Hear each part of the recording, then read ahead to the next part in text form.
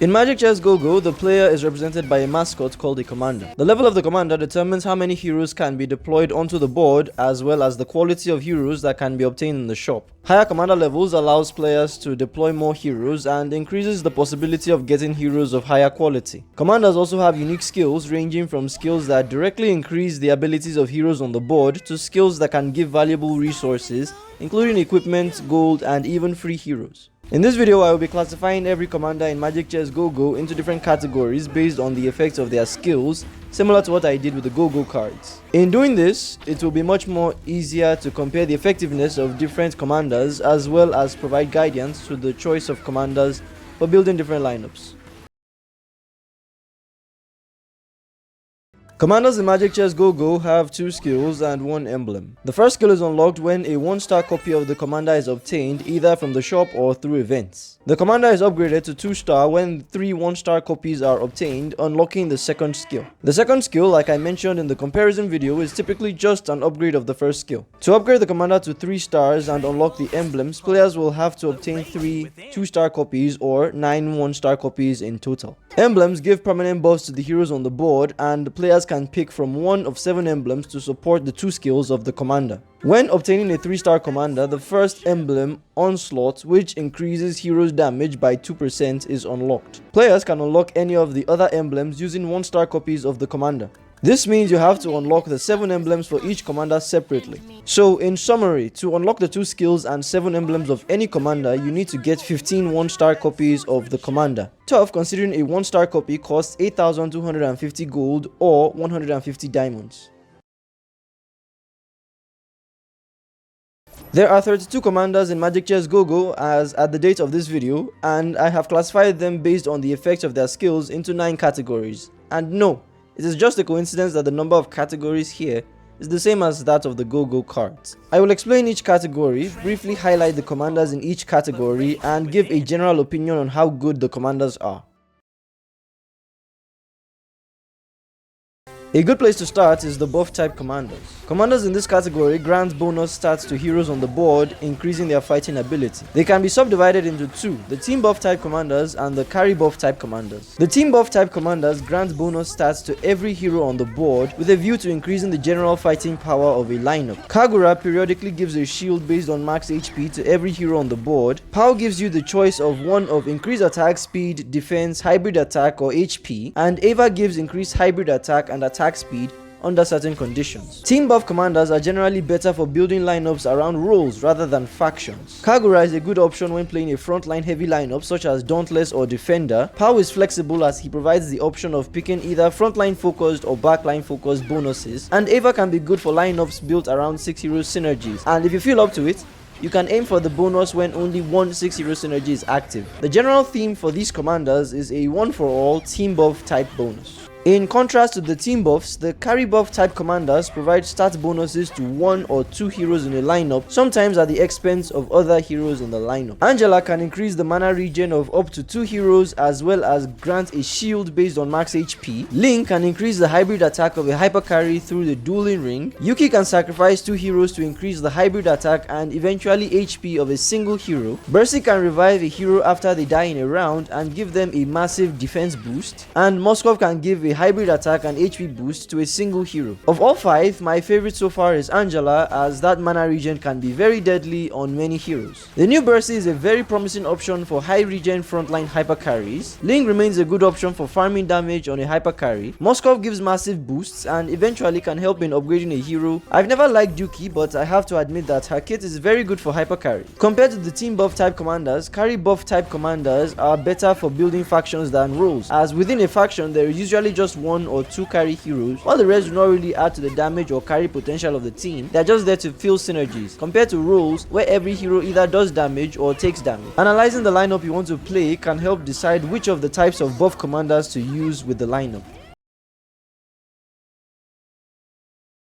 Still remaining on the chessboard, we have damage type commanders. Commanders in this category have skills that do direct damage to enemy heroes, making them a very good source of extra damage for frontline heavy lineups. Layla generates a hologram that does massive damage to heroes in a line. 1-1 does massive damage to enemy heroes after the death of a certain number of allies. Lucas does AoE damage as well as debuffs enemy heroes, and Mia does extra damage to enemies marked by basic attacks. In general, these commanders provide a little boost for winning early game rounds and can be instrumental in winning later rounds but fall short in mid game. As such, care must be taken when using them, ensuring that the mid game lineup is solid enough to not have to rely on the damage from these skills. My eyes are on Lucas out of all, as the reduction in defense of enemies is massive. 1-1 does very well with the nature spirit lineup. Mia does very well with the basic attack dependent heroes and can see massive utility with heroes like Claude and Melissa, while Layla is a good option for any frontline heavy lineup like Dauntless or Defender. Overall, the damage type commanders are very useful and can provide the little push that will prevent enemy heroes from surviving with 1 HP.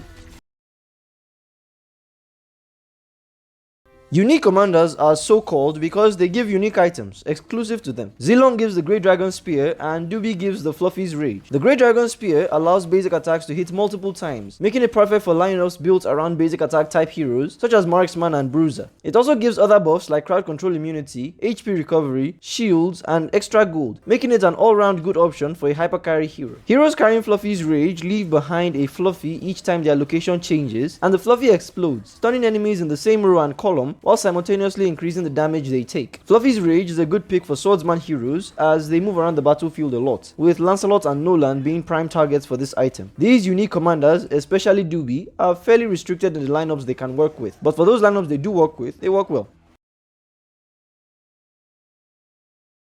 I am well aware that this name sounds redundant, but that is just how these commanders are. Leaving the first 3 types of commanders which create an impact on a battle, commander type commanders focus more on the commander, player or enemy. Abe does 2 more damage to enemy commanders and generates a 1 HP shield for every 6 damage dealt. Mavis recovers HP for herself after stage 3. Ragnar can recover HP actively or passively when his HP drops below 20. Harper takes less commander damage. Nana can revive the first time she dies with some HP and some equipment. Commander type commanders are okay for lineups that either are so strong that they don't have any competition or are good for delaying the game long enough for you to hit a power spike. The next category of commanders are what I call the build type commanders, as commanders in this category have skills that are directed towards lineup building, either by granting blessings or increasing the maximum capacity. Rhea can give a selected hero or random blessing, while Fanny can give an extra capacity for lineup building. This class of commanders has been a personal favorite of mine since MCML, with Fanny in particular being the most malleable of all the commanders. If you find that upgrading to commander level 10 is too difficult for you, as myself included, I feel that way, the build type commanders are going to be your best friend as they allow you to build your maximum lineup a commander level earlier, which makes building easier.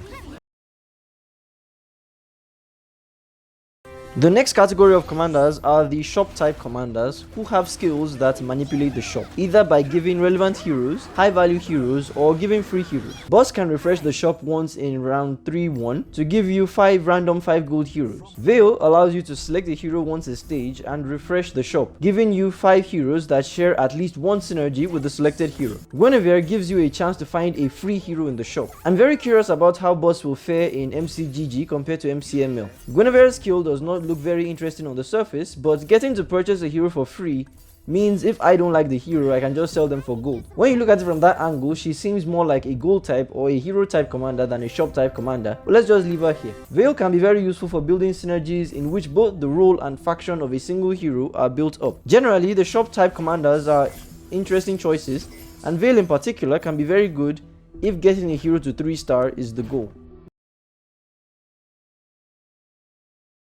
Commanders in this category have skills that affect the income of the player in various ways, and generally, Players with this class of commanders have more gold to play around with than other players. Lancelot is a tricky one. His skill makes it so that all gold left at the end of a round is converted into commander EXP, which means hoarding gold becomes impossible. But in exchange, you are given bonus gold every round. In MCML, this was the windfall skill, and playing with it was really fun. I'm looking forward to seeing what it would be like in mcgg. Cho now gives 1 gold for every round won and can give 2 gold for every round lost. I'm not very optimistic about this skill because those numbers look very small, but I'll have to play more to get a more accurate measure of his effectiveness. Asta has a vulture-like skill, as when an enemy commander gets knocked out, he gets gold equal to 12% of the value of their lineup. He can also get a hero from their lineup at the star level they were before the player got eliminated. So he can get a free 3-star hero if a strong player is knocked out. It's a very variable skill, but it looks promising. Overall, the gold type commanders provide more financial stability for purchasing heroes or upgrading commander level,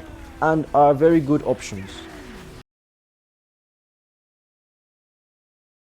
Hero type commanders have skills that give players free heroes from different sources. Kaboom gives a special Kashum hero that has 2 unique skills that deal decent damage. Kashum also gets a random synergy which makes it easier to build a lineup. Connie allows players to pick a second time in the second and third go-go box rounds to pick a hero, and at 2-star commander they can now pick equipment. Benny places a trap on the board and the trap copies up to 2 enemy heroes that step on it. Thars is a special case. His active skill devours the shop, disabling it. In exchange though, you get a free 1-star copy of a random hero you own after every round. And if you win a round, you get 2 1-star copies. Thars has a bad habit of breaking every meta in MCML, so I'm very curious as to how this skill does in mcgg. The hero type commanders generally make it easier to get a hero to 3 stars.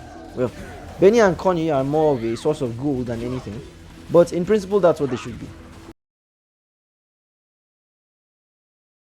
The last category is the equipment type commanders, and like the equipment type go-go cards, they focus on giving equipment. The only commander under this category is Eggy, who gives an equipment chest and a magic crystal chest at commander level 7. He's a good option for lineups that are dependent on items. However, compared to the other classes of commander skills, this falls a little short in my opinion. The different classes of commanders have different applications in different lineups, and like I mentioned earlier, the class of commanders required to play a particular lineup will depend on the lineup in question. Some lineups are easy to build but lack either damage or tankiness. When the lineup needs more damage, a damage type commander can be used for extra damage. When your lineup is focused around a single hyper carry, a hyper carry buffing commander skill can be very useful. If your lineup is a team carry, a team buff commander skill will be effective. For lineups that are difficult to build, a build type commander can be useful, and if the lineup is one which uses the 2 synergies of a hero, the blessing type commander can be preferred. If you feel up to a challenge or are playing a lineup where you need to upgrade the commander level fast, the gold type commanders are a good pick. By carefully analyzing your lineup, you can pick which class of commander skill to use and even narrow down to a single commander that perfectly fits the lineup. In the future, I would like to pick a particular class, probably the buff type commanders, and more rigorously compare members of the class, so I can create a tier list of sorts. Let me know in the comments what class of commanders you like most and which commander is your favorite. Don't forget to like the video, subscribe to the channel. Thank you for watching, and I'll see you next time. Bye bye.